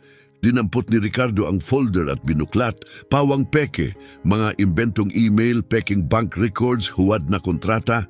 Peke ito, lahat ng ito. Siyempre, sagot ni Ismael, pero hindi iyon ang mahalaga. Ang mahalaga ay kung ano ang itsura nito. Nakatitig si Ricardo sa dalawa, mga taong minsang pinagkatiwalaan niya ng lahat. Hindi niyo pwedeng gawin ito. Pwede, sagot ni Gabriela, lumapit, at gagawin namin maliban na lang kung makikipagtulungan ka. Nag-ikot ang mga mata ni Ricardo sa kanilang dalawa. Anong gusto niyo? Kanselahin ang board meeting, sabi ni Ismael. Burahin ang mga files, pirmahan ang kontrata, simple lang. At kung tumanggi ako, muling tinap ni Ismael ang kanyang telepono at ipinakita ang isa pang larawan, sina Ana at Maria na lumalabas sa ospital. Kung ganoon, si Miss Santos at ang may sakit niyang kapatid ang makakaranas kung anong mangyayari sa mga taong masyadong nakikialam. Napakuyom ng kamao si Ricardo. Huwag niyong idadamay sila. Hindi ito banta. Malamig na tugon ni Ismael. Ibinulsa ang telepono. Isa itong garantiya. May koneksyon ako sa buong Chicago. Isang tawag lang. At hindi na makakahanap si Jennifer ng trabaho kahit saan. Inayos niya ang kanyang kurbata. At si Maria, mahina na siya. Nagkakataon ang mga aksidente. Haliparot ka, maring sabi ni Ricardo. Isa akong businessman, malamig na sagot ni Ismael. At ikaw, kaibigan, ay isang speed bump lang sa daan ng lahat ng pinaghirapan ko. Lumingon si Ricardo kay Gabriela, pilit hinahanap ang babaeng minahal niya noon. Talaga bang sangayon ka rito sa pagbabanta sa mga inosente? Umisi si Gabriela. Masyado ka pa ring sentimental, Ricardo. Masyado kang idealista. Lumapit siya. Akala mo ba iniwan kita dahil lang hindi tayo magkatugma? Hindi ba? Tumawa siya, malamig at walang awa. Hindi, iniwan kita dahil maliit ang pangarap mo. Oo, may pangarap ka, pero laging ligtas. Gumagawa ka ng disenteng maliit na kumpanya. Si Ismael nag-alok sa akin ng mas malaki. Mas totoo. Napatitig si Ricardo, halos hindi makapaniwala sa naririnig. Kaya hindi mo talaga ako minahal. Bahagyang tumagilid ang ulo ni Gabriela. Pag-ibig? Cute. Pero hindi. Minahal ko lang ang ideya ng ikaw hanggang sa makilala ko ang isang taong kayang ibigay ang buhay na gusto ko. Minahal ko ang ambisyon mo, sabi ni Gabriela. Iniunat ang kamay at hinaplos ang pisngi ni Ricardo na may peking lambing. Minahal ko ang potensyal ng kung sino ka sana. Pero nang makita kong handang gawin ni Ismael ang kahit ano para manalo, at ikaw, patuloy na kumakapit sa mga prinsipyo mo, naging malinaw ang pagpili. Moral values, hinawakan ni Ricardo ang kamay niya at itinulak palayo. Sinasabi mo iyon na para bang kahinaan. Sa negosyo, oo, singit ni Ismael, lumapit ng isang hakbang. Ricardo, nakapagtayo ka ng kalahating bilyong dolyar na kumpanya habang nakagapos sa integridad. Naiisip mo ba kung gaano pa sana kalayo kung marunong ka lang yumuko sa ilang patakaran? Hindi ko gustong magtagumpay sa ganong kapalit. Matatag na tugon ni Ricardo. At iyan ang dahilan kung bakit laging talo ang mga katulad mo. Sabad ni Gabriela, tumabi kay Ismael. Dahil kaming mga tulad namin, gagawin ang lahat. Tinitigan sila ni Ricardo, dalawang taong minsang pinagkatiwalaan niya ng higit sa lahat. 15 taon ng pagkakaibigan kay Ismael. 2 taon ng pag-ibig kay Gabriela. Lahat pala'y kasinungalingan. May 1 oras ka, sabi ni Ismael habang tinitingnan ang mamahaling relo niya.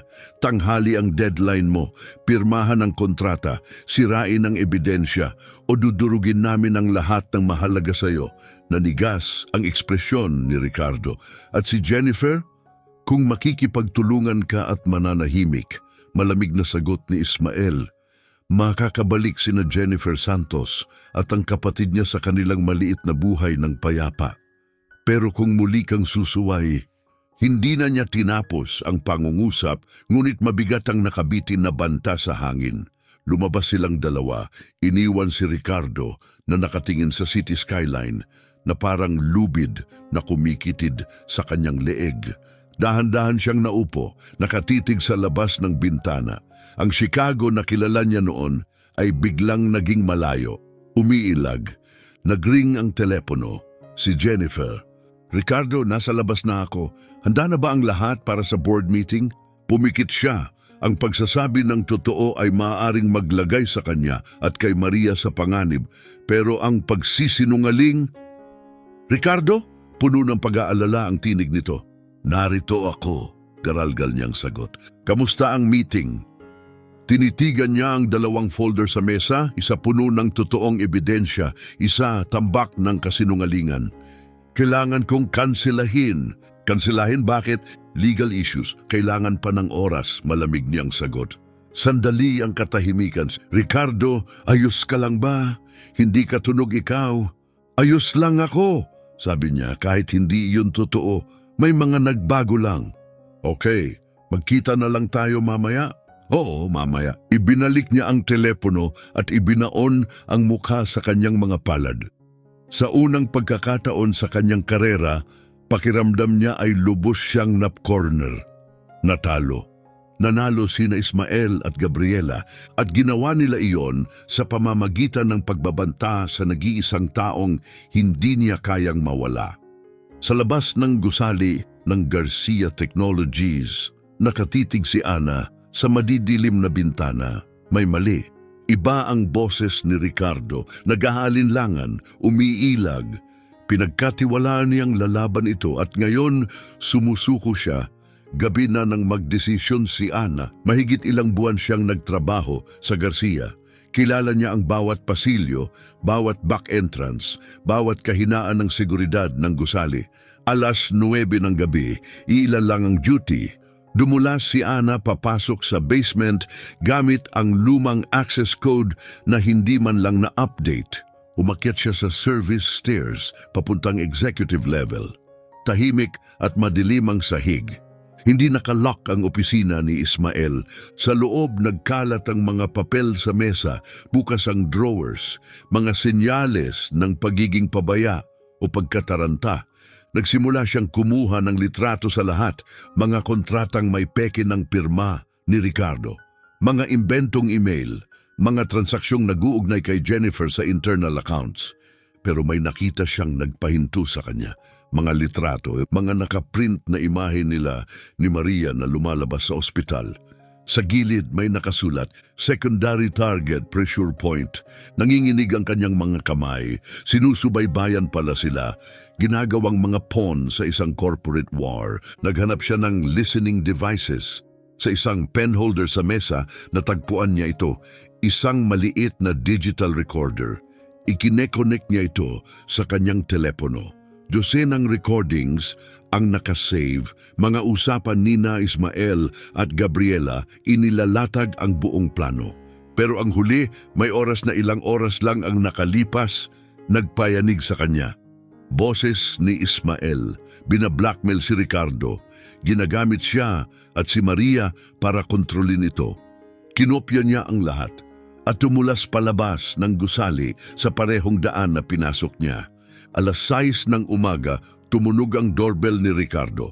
Dahan-dahan siyang naglakad, naka-bathrobe, halatang walang tulog. Ana, nakatayo siya sa pintuan, matalim ang ekspresyon. Kailangan kitang makausap, mariin niyang sabi. Ngayon, nagbigay daan si Ricardo. Pumasok ka! Sa loob, halatang balisa at puno ng guilt si Ricardo. Ana, tungkol sa kahapon, may mga bagay na hindi mo naiintindihan. Hindi! Sagot niya, inilabas ang kanyang telepono. Naiintindihan ko ng malinaw. Binuksan niya ang voice recorder app. Alam kong binablackmail ka ni Ismael. Alam kong ginagamit niya ako para kontrolin ka. Namutla ang mukha ni Ricardo. Paano mo? Narinig ko ang recording. Putol ni Ana. Inilabas ang kanyang telepono at pinindot ang play. Umalingaw-ngaw sa loob ng apartment ni Ricardo ang malamig at nagbabantang tinig ni Ismael. Nang matapos ang audio, bumagsak si Ricardo sa sofa, nanginginig ang mga kamay. Ana, hindi mo naiintindihan. Tinakot ka niya, pati si Maria, hindi ko kayang isugal iyon. Umupo si Ana sa tabi niya, payapa ngunit matatag.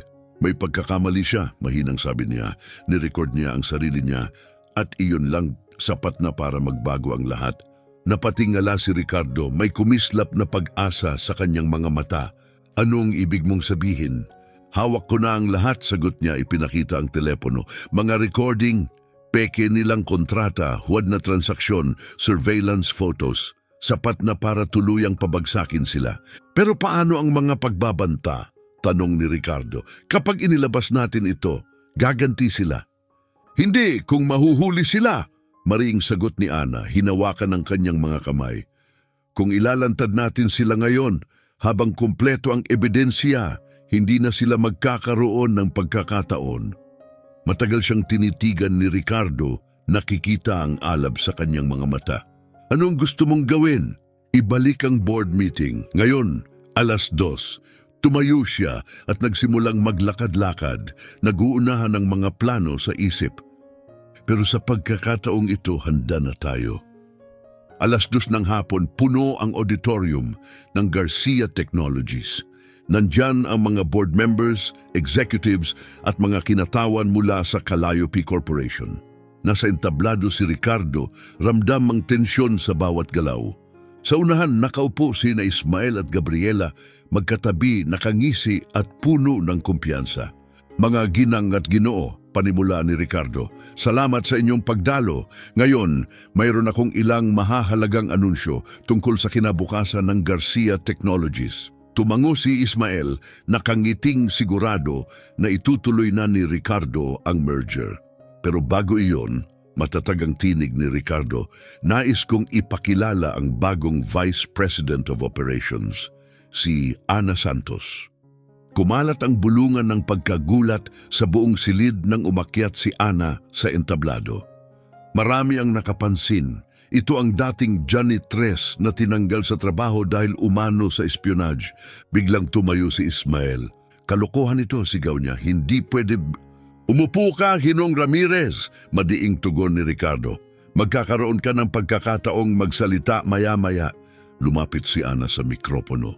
Kalmado, kumpiyansa. Magandang hapon, Anya. Marami sa inyo ang nakakaalala kung paano ako tinanggal dito. Ngayon, nandito ako para ipaliwanag ang totoong nangyari. Pinindot niya ang remote at nagliwanag ang screen sa likod nila. Lumabas ang unang imahe, ang peking bersyon ng merger contract. Ito ang ipinakita kay Ginoong Garcia, paliwanag ni Ana, itinuro ang mga numero. Nakalagay dito na mananatili siya ng 65% kontrol matapos ang merger. Nag-click siya muli.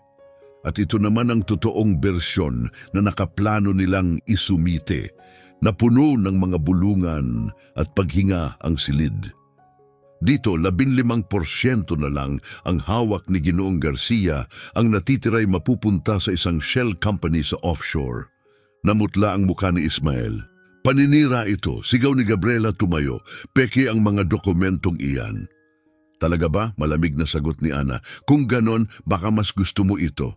Pinindot niya muli, umalingaw-ngaw ang tinig ni Ismael sa buong auditorium. Kompletong bulag si Ricardo, 15 taon ng pagkakaibigan ang nagpapatay sa kanya. Pagkatapos niyang mahalata, wala na kami, dala ang lahat. Tahimik ang silid. Nagpalinga-linga si Ismael, unti-unting nababalutan ng takot. Out of context iyon, pautal niyang tugon. Tinaasan siya ng kilay ni Ana. Out of context ba ito? Muling tumugtog ang recording. Tinig ni Gabriela, hindi ito galit. Ambisyon ito, mabuting tao si Ricardo, pero hindi siya kailanman naging sapat para sa buhay na gusto ko. Sa iyo, makukuha ko na ang lahat. Pilit nagpakatatag si Gabriela, pero namula ang kanyang mukha sa galit. Iligal ang mga recording na yan, sigaw niya. Wala kayong karapatan. Nakuha ang mga iyon mula sa recording device sa opisina ni Ginoong Ramirez, mariing sagot ni Ana. Device na siya mismo ang gumamit para i-record ang sarili niyang mga usapan. Muling lumapit si Ricardo sa mikropono. Mayroon pang iba, tumango siya kay Ana. Ipinakita nito ang mga bank records sa screen. Mahigit 23 milyong dolyar sa pondo ng kumpanya ang nailipat sa personal na account ni G. Ramirez. Pera na di umano'y para sa merger logistics. Biglang tumayo si Ismael, desperado. Ricardo, lahat ng dinaanan natin, 15 taon, talaga bang mas paniniwalaan mo siya kaysa akin? Hindi nagdalawang isip si Ricardo. Oh, Ismael, dahil hindi niya ako kailanman niloko, umalingaw-ngaw ang mga hikab at bulungan sa auditorium. Tumayo ang lead representative ng Calliope Corporation, si Ginoong Roberto. Ginoong Garcia, mariin niyang sabi, hindi kami kailanman na-inform sa anumang fraudulent na gawain. Niloko rin kami ng mga taong ito. Nauunawaan ko, sagot ni Ricardo tumango, at umaasa ako na maaari pa tayong magkaroon ng lehitimong partnership na kabatay sa tiwala. Napalingalinga si Ismael at tanging malamig na tingin ang sumalubong sa kanya. Ang respeto, ang ilusyon, ang kapangyarihan, lahat naglaho. Tuluyan nang nahulog ang kanyang maskara. Alam mo ba, mapait na tawa ni Ismael, wala akong pinagsisihan kahit isa. Ricardo, palagi kang mahina para gawin ang kailangang gawin. Karapat dapat kang mawalan ng lahat. At karapat dapat ka sa darating sayo. sabi ng isang matatag na tinig mula sa likuran ng auditorium. Lahat ay napalingon. Pumasok si Detective Mendoza kasama ang dalawang opisyal.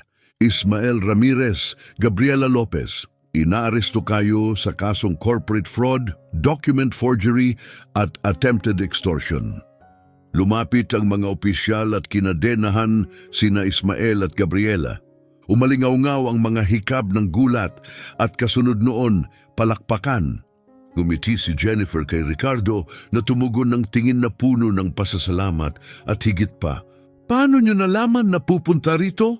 Tanong ni Ricardo sa detective.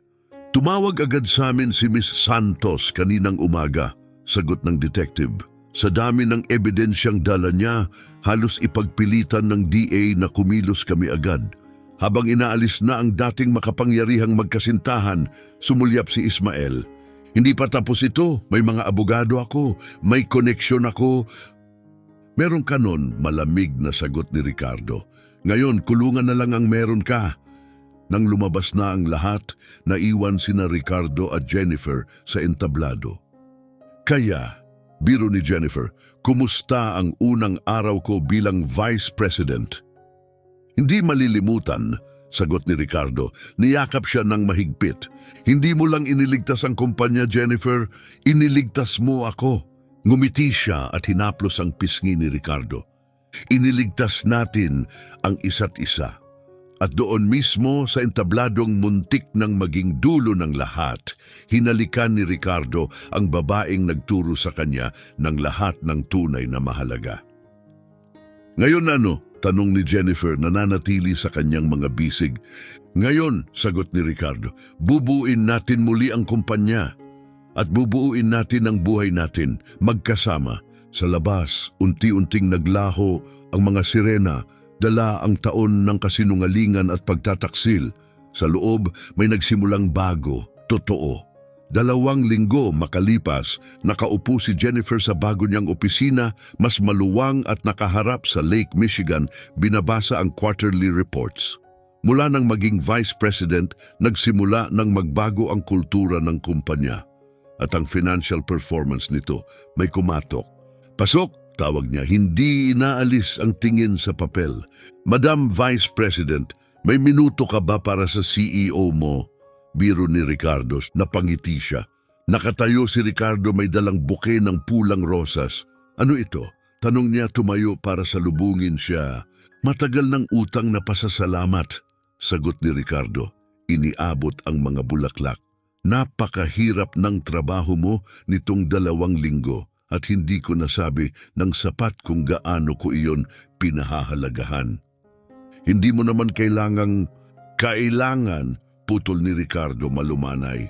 Hindi mo lang iniligtas ang kumpanya ko. Ipinakita mo kung anong klasing tao ang gusto kong maging.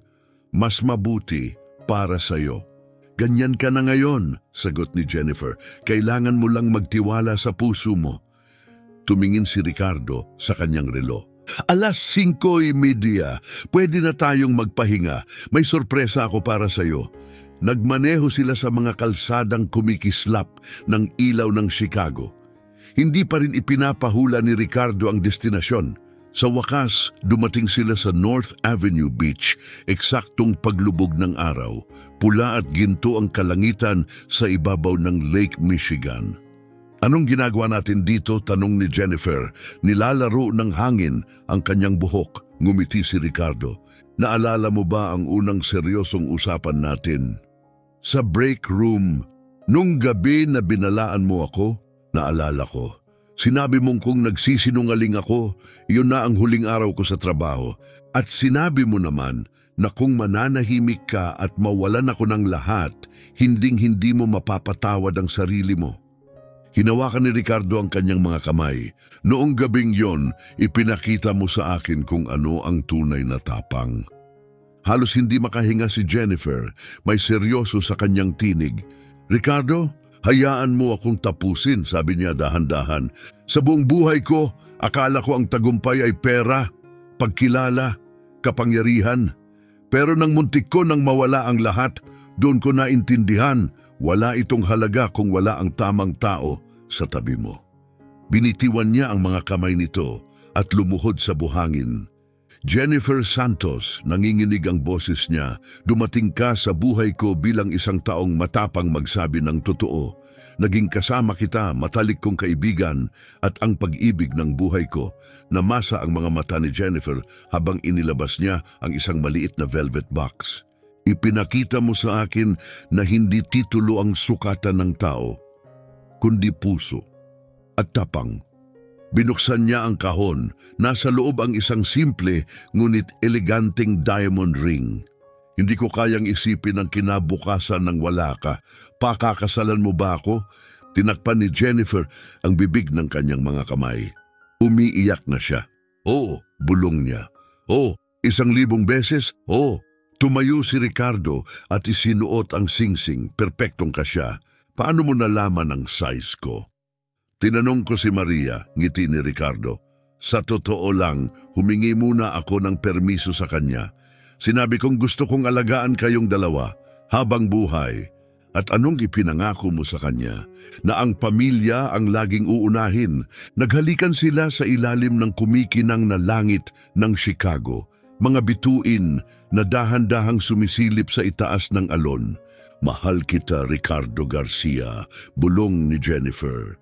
At mahal kita, future Mrs. Jennifer Garcia. 3 buwan makalipas, naging obra maestra ng ginto at pula ang Millennium Park. Nakatingin si Jennifer sa salamin, nakasuot ng kanyang wedding dress. Simple, elegante, perpekto. Nasa likuran niya si Maria, malusog na at puno ng sigla matapos ang matagumpay na operasyon. Ang ganda mo, ani Maria. Kabado ako, pag-amin ni Jennifer. Nang mag-propose si Ricardo, sigurado ako.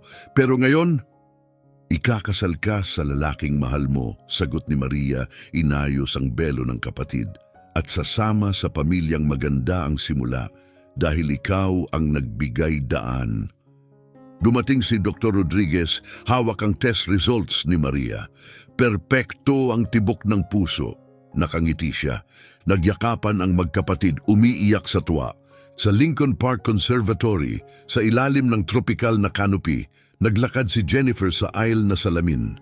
Naghihintay si Ricardo sa altar, nakangiting abot langit. Ang ganda mo, bulong niya. Ang gwapo mo, bulong niya pabalik. Nagsalita si Reverend Williams tungkol sa pag-ibig, tapang at pangalawang pagkakataon. Nang dumating ang oras ng panata, si Ricardo ang nauna. Jennifer, pumasok ka sa buhay ko, dala ang isang katotohanang hindi ko gustong marinig. Pero binago nito ang lahat. Ipinakita mo sa akin na ang tunay na lakas ay galing sa integridad at na ang pag-ibig ay nakabatay sa tiwala. Nangangako akong maging karapat-dapat sa tapang mo araw-araw. Pinunasan ni Jennifer ang luha bago nagsalita. Ricardo, ipinakita mo sa akin na may mga taong kayang magbago, na may mga lalaking tumutupad sa pangako. Nangangako akong laging nasa tabi mo sa bawat galak at bawat bagyo. Nagpalitan sila ng sing-sing at naghalikan bilang mag-asawa. Umalingaw-ngaw ang palakpakan. Sa resepsyon, nagtaas ng baso si G. Roberto mula sa Calliope. Sa loob lang ng 3 buwan sa ilalim ng pamumuno ni Vice President Santos, lumago ng 30% ang Garcia Technologies at pumasok sa mga partnership kasama ang pinakamalalaking pangalan sa industriya. At anong susunod? Tanong ni Martha mula sa HR. Tumingin si Jennifer kay Ricardo pagkatapos kay Maria na masayang nagsasayaw. Well, may ngiting mahiyain si Jennifer. May isa pa kaming sorpresa. Humarap siya kay Ricardo. Buntis ako, bulong niya. 6 na linggo. Nagsabog ng tuwa at hiyawan ng buong bulwagan. Binuhat siya ni Ricardo, iniikot habang pumapalakpak ang lahat. Kinagabihan, nasa rooftop sila ng honeymoon hotel, nakatanaw sa kumikislap na ilaw ng syudad. Ang syudad na minsang halos sumira sa kanila, pero siya ring nagbuklod sa kanila. Mula janitor at CEO hanggang mag-asawang magulang na, bulong ni Jennifer. Anong paglalakbay? Hinalikan ni Ricardo ang kanyang noo. Ang pinakamaganda, tanong niya. Kakaumpisa pa lang ng kwento natin. Tumingin si Jennifer sa kanya, puno ng pag-ibig ang tinig. Salamat Ricardo dahil naging taong pinaniwalaan kong kaya mong maging. Naghalikan sila sa ilalim ng bituin, mga nakaligtas sa pagtataksil, mga kampyon ng katotohanan at ngayon, isang pamilya. Ano ang masasabi mo sa kwento ni na Jennifer at Ricardo? I-comment mo sa ibaba. At huwag kalimutang i-like, mag-subscribe at i-on ang notification bell para sa mas marami pang nakakabilib na kwento gaya nito. Gusto mo bang gumawa ako ng maikling buod sa Filipino para sa buong love and betrayal journey ni na Ricardo at Jennifer?